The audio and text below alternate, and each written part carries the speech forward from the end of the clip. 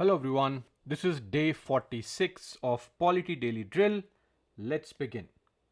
First question. Consider the following statements about legal procedures in India. In compoundable offences, the complainant can agree to a compromise with the accused. And number two, in non-compoundable offences, the accused is not permitted to settle the case. Now see, as far as the compoundable offences are concerned, those offences allow the complainant to compromise and withdraw the case against the accused as mentioned under section 320 of the CRPC, which lists offences that can be settled outside the court. So we say out of court settlements are allowed. So of course one is correct. Now coming to non-compoundable offences. So such offences on the other hand cannot be settled through compromise due to their serious nature.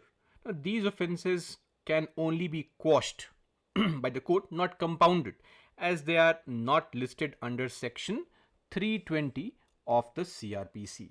So these include more severe and criminal acts that require a full legal process. So this is also correct. Hence, both statements are correct, which means C, both 1 and 2 is the right answer. Moving on to question number 2. Consider the expenditures related to salaries and allowances of the following dignitaries: Deputy Presiding Officers of the Parliament, Comptroller and Auditor General of India, Judges of Supreme Court, Judges of any High Court.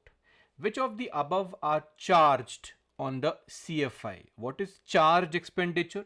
This expenditure is not subject to voting in the Parliament. Of course, you can discuss on this expenditure, but there is no voting allowed. This expenditure must be approved. So yes, one is correct. The presiding and the deputy presiding officers, their salaries and allowances are charged. Same goes with the salary allowance of the CAG. Same goes with the salary allowances and pensions of judges of the Supreme Court. Now, the judges of High Court, as far as their salaries are concerned, yes, the salaries of the judges of High Court is charged, but not on the CFI, but the CFS, the Consolidated Fund of the State. The pension of the judges of the high courts are of course charged on the CFI. So 4 is incorrect. Right answer is A, 1, 2 and 3 only. Okay. Moving on to question number 3. Consider the following statements. Statement 1. The Indian Constitution grants the governor of a state the authority to act at their discretion under specific circumstances. Yes or no? Of course it's correct. There are various provisions where the governor is expected to act on his own discretion. So this is correct. Number 2. The 42nd Constitutional Amendment Act of 1976 made the advice of the state ministers binding on the governor. No.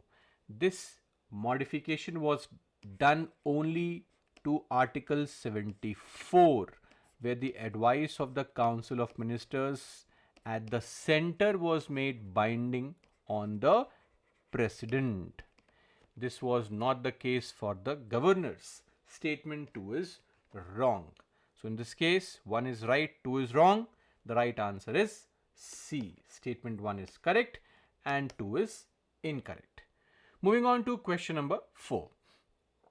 The libertarian political ideology advocates for A. A strong government control over the economy and individual freedoms, limited government intervention and maximum individual liberties, social equality and wealth redistribution, or D. A mix of conservative and liberal policies. So what exactly is this concept of libertarianism? It's basically a political philosophy that prioritizes individual liberty, limited government intervention, and of course, the protection of individual rights and freedoms.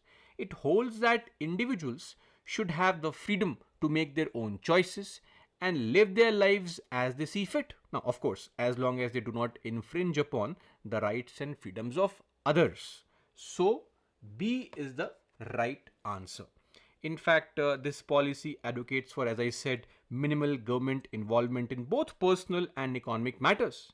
In fact, in the realm of personal freedoms, libertarians support civil liberties such as, just freedom of speech, religion, freedom to form associations, etc. And they generally oppose laws that restrict personal choices, viewing them as infringements on individual autonomy. And in fact, on the economic front also, libertarians emphasize on free markets, the idea of free market, right? And of course, the concept of limited government interventions. So they argue that, voluntary interactions in the marketplace without excessive regulation or central planning lead to optimal outcomes and economic prosperity.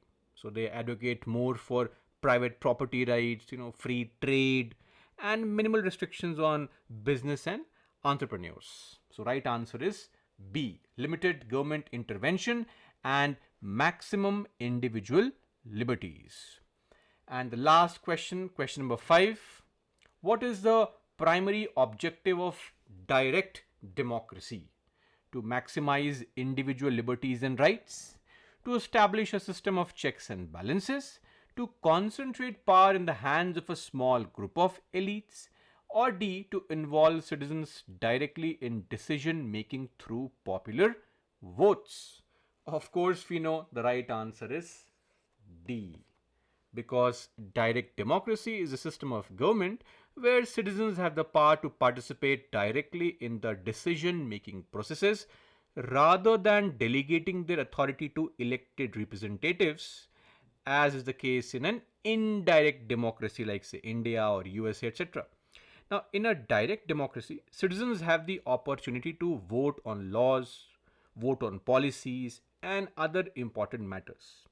And there are certain key features of direct democracy, like we have the concept of citizen participation, where the primary objective of direct democracy is to enable active involvement of citizens, where in the decision making process, right? So instead of elected representatives making decisions on the behalf of people, citizens directly participate in the voting process and also shaping public policy.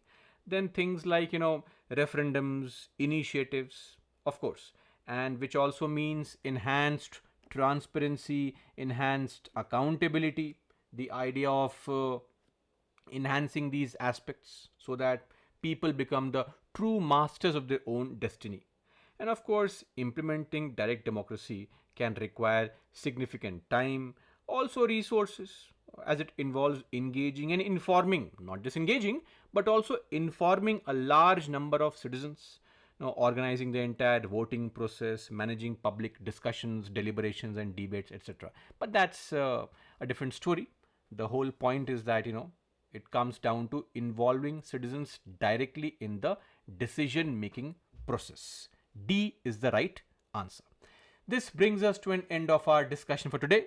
Let's meet tomorrow. Till then, that's all for me. Jai Hind.